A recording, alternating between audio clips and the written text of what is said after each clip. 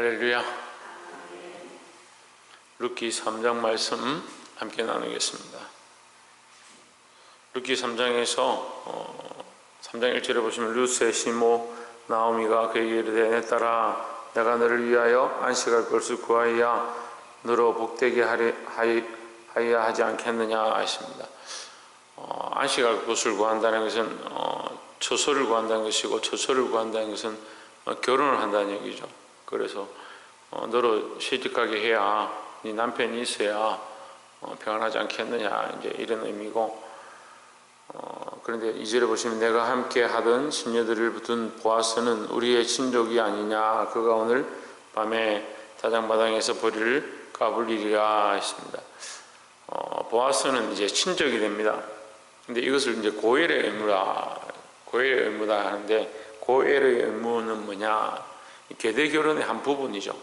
그래서 이제 친족 중에 한 사람에게 그것을 물을 수 있는, 결혼할 수 있는 그런 요건이 되고, 그렇게 결혼했을 때 그 집안의 대가 끊어지지 않도록 하는 그런 규례적인 법도를 얘기합니다. 그런데 어쨌거나 이제 보아스가 이제 친족이 되니까 네가 보아스에게 이것을 말할 수 있다, 이제 그렇게 지시를 합니다. 근데 이 얘기를 듣고 3절에 보시면 그런즉 너는 목욕하고 기름을 바르고 의복을 입고 다장마당에 내려가서 그 사람이 먹고 마시기를 다하기까지는 그에게 보이지 말고, 4절에 그가 누울 때에 너는 그 눕는 곳을 알았다가 들어가서 그 발치 이불을 들고 거기 누우라, 그가 너의 할 일을 내게 고하리라 했습니다. 자, 우리 단순히 그냥 이렇게 했구나 이렇게 볼 수 있는데, 사실 인격적인 관점에서 보면 이 여인의 입장은 굉장히 곤란한 거죠. 여자가, 그것도 아직 어린 여자죠. 여기서 볼 때 딸이라는 말을 많이 하는 걸 봤을 때 굉장히 아직 어리다. 어린 여인이고 자기 가족도 없고 이방에, 그 이스라엘 입장에서는 그 여자가 이방이지만 이 여자의 입장에서는 이스라엘이 이방인 거죠. 이방에 알지 못하는 나라의 민족 가운데 와서 거기 들어왔는데, 어떻게 보면 처녀고 어린 여자인데 밤에 다른 외간 남자한테 가서 그 밑에 가서 누워 있어라, 이불을 살짝 덮고 있다가 그 남자가 너에게 같이 자자 하면 자고 싫다 하면 그냥 돌아와라, 이제 이렇게 말하는 거예요. 관연한 여자의 입장에서, 어린 소녀의 입장에서는 이것이 굉장히 민망한 일이고, 자기의 순결함들을 이렇게 어떻게 보면 포기해야 되는, 또는 자기의 어떤 자존심들이 무너지는 그런 일들이 되는 거죠. 쉬운 일은 아닙니다. 그런데 룻은 어떻게 하느냐? 이 나오미의 말에 순종합니다. 어떻게 되었거나 내가 어머니를 따르기로 했고, 그 어머니 하나님의 말씀대로 어머니 하나님의 백성이 되기로 했으니까 우리가 따르겠습니다, 이렇게 했으니까 그 말에 순종하는 겁니다. 그래서 이것은 룻의 어떠한 모습들을 또한 보여줍니다. 그 여인이 어떤 여인이었는가, 하나님을 믿기로 했고 그 말씀에 순종하기로 했던 그 모습을 실제로 이제 드러내는 거죠. 그래서 룻은 순종적인 자였다. 그래서 우리는 말씀 앞에, 하나님의 뜻 앞에 늘 순종하는 삶을 살아야 한다라는 겁니다. 내 자존심이나 내 입장이나 내 상황은 사실 그렇게 중요하지 않은데, 실제로 우리는 내 입장이나 상황이나 자존심이 제일 중요하고, 하나님 말씀에 순종하는 것은 그 다음 문제다 생각을 하니까 항상 문제가 생기죠. 항상 다툼이 나는 이유도 어떤 이는 말씀에 순종하려고 하고 어떤 이는 말씀에 순종하지 않으니까, 말씀을 전할 때 여러분 말씀을 순종하십시오 하면 어떤 사람은 아멘 하지만 어떤 사람들은 그걸 아멘 할 이유가 왜 있냐, 현실이 그렇지 않고 입장이 그렇지 않고 자존심이 용납하지 않는데 어떻게 순종하느냐, 그렇게 되니까 늘 문제가 있는 것이죠. 여러분, 말씀 앞에 믿음으로 순종하시기를 주의 이름으로 축복합니다. 이게 굉장히 단순한 문제처럼 보이지만 룻은 자기의 어떠함들을 다 내려놓고 자기의 자존심이나 입장이나 상황이나 육체적인 그런 관계들을 다 내려놓고 그것이 하나님께로부터 왔다고 믿고 순종했다라는 거죠. 순종할 수 있는 자들이 되길 소망합니다. 10절에 이르되 내 딸아 여호와께서 내게 복 주시기를 원하노라 했습니다. 9절에 보시면 이르되 내가 누구뇨 대답하되 나는 당신의 시녀 루시오니 했습니다. 그러니까 이 여인이 이 루시 어머니의 말씀을 따라서 순종해가지고 그 밤에 다장마당에 들어가가지고 이 보아스가 누워있는 밑에 이불 발치를 듣고 살짝 누웠습니다. 이것은 이제 성적인 유도입니다. 그러니까 함께 자고자 하는 모습을 나는 당신과 자고 싶습니다 하는 것을 표현하는 거죠. 근데 보통 남자들 같으면 어떻게 하겠습니까? 어이구 잘됐다 뭐 이렇게 하든지 자기가 하고 싶은 대로 했겠죠. 근데 누구냐 이렇게 보아스가 묻습니다. 너는 누구냐 대답하되 나는 당신의 시녀 루시오니 당신의 옷자락으로 시녀를 덮어서서 이 옷자락으로 시녀를 덮는다. 이 말은 나와 함께 동침하소서 이렇게 하는 얘기예요. 당신은 우리 기업을 물을 자가 됨이니라 했습니다. 근데 이 말 속에 이제 우리가 언어적으로 순서를 보면 당신은 나의 기업을 물을 자입니다. 나와 함께 동침하소서 이렇게 되는 거죠. 우리 글은 동침하소서 나의 기업 물을 자입니다 이렇게 되지만 이건 말이 우리 언어적으로 보면 순서가 말이 안 되죠. 당신이 나와 자면 기업 물을 자가 됩니다. 이건 말이 안 되죠. 말이 아니잖아요. 당신은 나의 기업 물을 자이기 때문에 나와 동침하소서 이렇게 해야 말이 되는 거죠. 그러니까 한국말하고 이 유대인의 말들은 거꾸로 되어 있습니다. 그러니까 해석적으로 볼 때에 모든 것을 다 그렇게 할 필요는 없지만 해석적으로 볼 때 우리가 순서를 잘 볼 필요는 있다는 거죠. 당신이 나와 자야 될 이유가 있습니다. 왜냐하면 당신은 나의 기업 물을 우리 가정에 우리 집안의 기업 물을 자입니다. 우리 집안의 대를 이어줄 자입니다. 이렇게 말하는 거죠. 그러니까 대를 이어줄 자이기 때문에 나와 동침하는 것이 저는 원합니다. 이제 이런 의미를 가지는 거죠. 그러면 이 룻의 첫 번째 목적은 뭐냐? 이 기업을 무르는 것이 첫 번째입니다. 이게 어려운데요. 이게 왜 어렵냐면 유다가 고멜에게서 자녀를 낳죠. 유다가 다말에게서 이 자식을 낳게 되는데 이 다말이 그 몸을 이제 자기 시아버지와 동침하게 되는 이 장면을 가지고 굉장히 성경이 이게 지저분하고 문제가 된다라고 이렇게 보는 거죠. 근데 우리가 영적으로 보면 이 고멜의 순수함을 봐야 되는 것이고 여기도 그냥 보면 이게 뭐 이방 여자가 들어와가지고 남자를 꼬시느냐 이렇게 볼 수 있는데 우리가 이것을 순수한 의미에서 보면 룻은 어떠한 관점을 보고 있느냐? 이 대를 잇는 겁니다. 이 기업 물을 자, 이 집안의 대를 이어가는 것. 그러니까 우리는 이 땅에 태어나서 씨를 연결하는 것이 우리의 사실은 의무예요. 하나님께서 우리를 창조하시고 맨 처음 명령이 뭐냐면 땅을 번성하고 정복하고 다스리라 했으니까 시집가고 장가가고 자식을 낳는 게 사람의 기본된 원리예요. 첫 번째는 하나님 영화롭게 하고 또 하나님 말씀대로 살고 그 다음에 뭐요?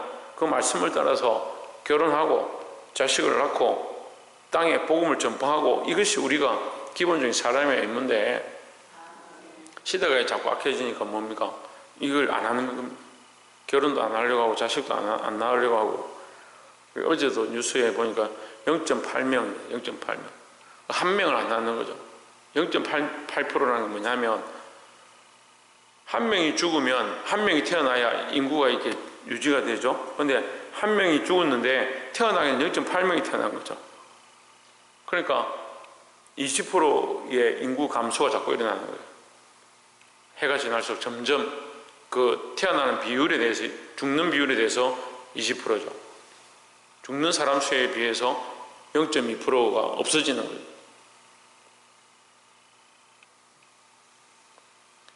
어쨌든 하나님의 법은 우리가 이 대를 잇는 것, 이 자녀를 낳는 것이 원리다, 기본적인 원리다.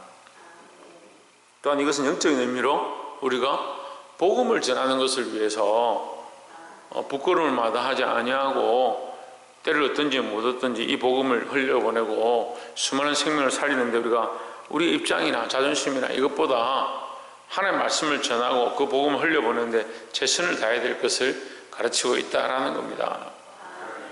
10절에 내 딸아 여호와께서 내게 복 주시기를 원하노라. 내가 빈부를 무론하고 연수한 자를 쫓지 아니하였으니 내 베푼 인애가 처음보다 나중이 다하도다 했습니다. 이게 보아스가 이 룻을 어떻게 보고 있느냐 지금 여기 나오죠. 나는 너의 아름다움이나 너의 어림이나 그런 것들을 보고 너에게 후대하는 것이 아니다. 예, 그 의미가 숨어 있는 겁니다. 내가 너에게 이렇게 친절을 베풀고 너를 가까이 하는 이유는 그렇게 설명하는 거죠. 가까이 하는 이유는 네가 재물을 쫓아가는 것도 아니고 지금 이 나오미는 재물이 없잖아요. 다 망해서 돌아왔습니다. 망한 일을 왜 쫓아왔느냐? 그 시험을 쫓아가는 것이 아니고 시어머니 하나님 쫓아온 것이다. 그러니까 너는 돈이나 빈부를 쫓아간 게 아니고 돈의 많은 것을 쫓아간 것도 아니고 또 네가 아직 어리니까 젊은 남자를 취할 수 있는데 육체를 쫓아간 것도 아니고 그래서 네가 여기 온 것이 그런 육체를 위한 이유도 아니고 재물을 위한 이유도 아니고 하나님을 믿고자 하나님을 쫓아서 믿음으로 이곳에 왔으니까 오늘 네가 이 밤에 온 것도 육체 때문에 온 것이 아니다. 나는 알고 있다 이 말이에요. 이해가 되세요? 그러니까 네가 이렇게 하는 것이 네가 믿음으로 지금 이렇게 어머니의 순종을 함으로 이렇게 하는 것임을 내가 알겠다. 나는 알고 있다. 이게 보아서 참 이게 보니까 룻도 참 현숙한 여인이지만 보아서도 참 지혜롭고 현숙한 자다라는 거죠. 11절에 내 딸아 두려워 말라. 내가 내 말대로 내게 다 행하리라. 내가 현숙한 여자인 줄 나의 성읍 사람 백성이 다 아느니라. 12절에 참으로 나는 내 기업 물을 자나 물을 자가 나보다 더 가까운 친족이 있으니 했습니다. 예. 그러니까 이게 친족이 있는데 자기도 친족이지만 이제 한 사람 더 있다는 거죠. 그러니까 그 사람이 어떻게 할 것이냐 이게 더 중요하다는 거죠. 그 사건 이제 4장에 가면 말씀이 나옵니다. 13절에 이 밤에 여기서 머무르라. 아침에 그가 기업 물을 자의 책임을 내게 이행하려 하면 좋으니 이 말은 좋다는 게 아니고 그 사람이 하겠다 하면 그렇게 될 것이다 이 말이죠. 그렇게 그 사람이 너를 취하겠다 하면 그렇게 하는 것이 순서다 이 말이죠. 좋으니 그가 그 기업 물을 자의 책임을 행할 것이니라. 만일 그가 그 기업 물을 자의 책임을 내게 이행코자 아니하면 여호와의 사심으로 맹세하느니 내가 기업 물을 자의 책임을 내게 행하리라. 아침까지 누울지니라 했습니다. 아침까지 누울지만 보아서는 아무 일도 행하지 않습니다. 그러니까 현명한 자들은요 육체를 따라 사는 게 아니에요. 근데 이 시대는 부유하고 먹고 살기 좋고 물질 만능이 되어 있고 또 사는데 별 지장이 없지만 문제는 뭐냐면 육체를 따라 사는 육체주의가 많습니다. 결국 뭡니까? 먹고 사는 거, 맛있는 거 먹는 거. 어떤 사람들이 그렇게 얘기하더라고요. 먹는 게 90%다. 먹는 게. 육체를 위해서 사니까 먹는 게 90%. 다른 거 다 해결될 거. 우리 돈이 있으니까 뭐 입는 것도 해결되고 다 해결되니까 먹는 게 90%. 그 즐기는 게 10%래. 참 우리 믿는 사람들의 이 생각과 완전히 다른 거예요. 우리는요 하나님의 영광을 위한 게 90% 돼야 돼요. 우리 삶에 내가 하나님의 영광을 위한 게 몇 프로인가? 하나님의 영광을 위해서 살아가는 거, 하나님의 영광을 위해서 내 삶의 목적과 방향들을 맞추고 계획하고 그 길로 걸어가는 것, 그게 몇 프로인가? 점검해 보아야 합니다. 사실 보아스도 입장이 곤란하죠. 이 밤에 여자가 찾아왔고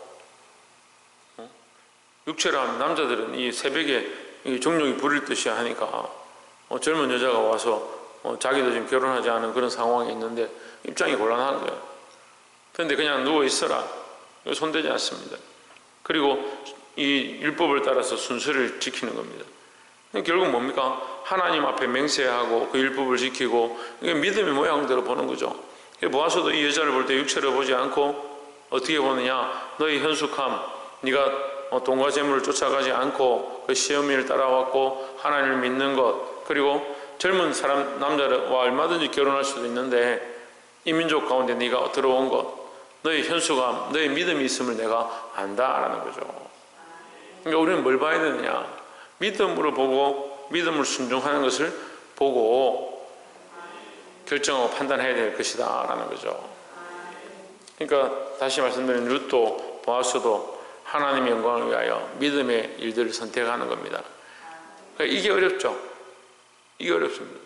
현실의 상황은 이렇게 되어 있는데 이것을 똑같은 말을 하고 있지만 이게 하나님의 뜻이고 하나님의 영광을 위해서 말하고 있는가, 하나님 원하시는 것이 어느 방향인가, 어떻게 행하는 것이 옳은가, 이걸 결정하기 힘든 거예요.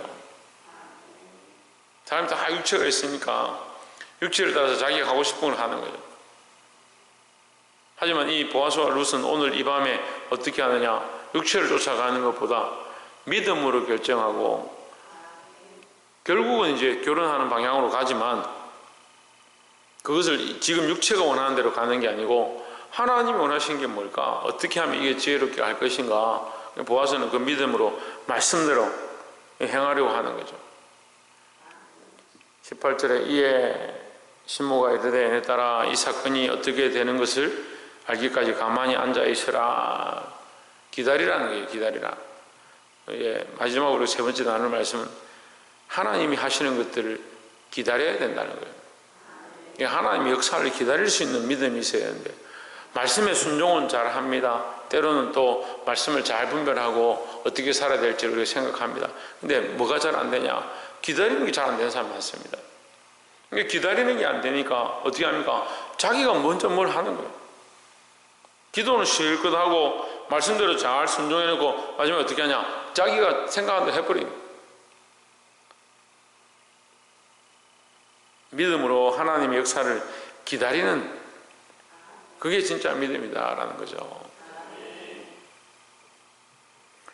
그 사람이 오늘날 이 일을 성취하기 전에는 쉬지 아니하리라. 이 보아스가 맹세하고 이 일을 이루겠다 했으니까 그와 결혼하든지 그 앞에 다른 친족과 결혼하든지 이 일을 반드시 결정하고 정리할 것이다. 이제 그래서 기다리라 이렇게 얘기했습니다. 여러분 기다리는 믿음을 가지시기 바랍니다. 말씀을 맺겠습니다. 오늘 보아스와 룻의 이 모습을 보면서 우리가 이 현실과 실제적인 상황 가운데 믿음의 결단을 적용하는 게 참 힘들구나. 믿음의 접목이 우리가 믿음의 바탕 속에서 우리가 삶의 현실적인 부분들, 실제적인 일에 그 믿음으로 결단하고 말씀을 적용하는 것이 참 멀구나. 그런 생각을 많이 했습니다. 우리가 이 말씀을 실제적인 삶에 끌고 와서 그 말씀대로 내 삶을 바꾸고자, 내 삶을 하나님의 뜻에 맞추고자 그렇게 노력하는 모습들이 우리에게 필요하고 그것이 현명하고 현숙한 모습이다라는 거죠. 그래서 실제 삶은 우리가 현실적인 삶은 어렵고 하나님 뜻을 따라서 순종하기가 어렵고 그렇다 할지라도 우리는 말씀대로 순종함으로 하나님이 인도하신 일을 결국 보게 되는 그런 믿음을 가진 자들이 되기를 주의 이름으로 축복합니다. 기도하겠습니다.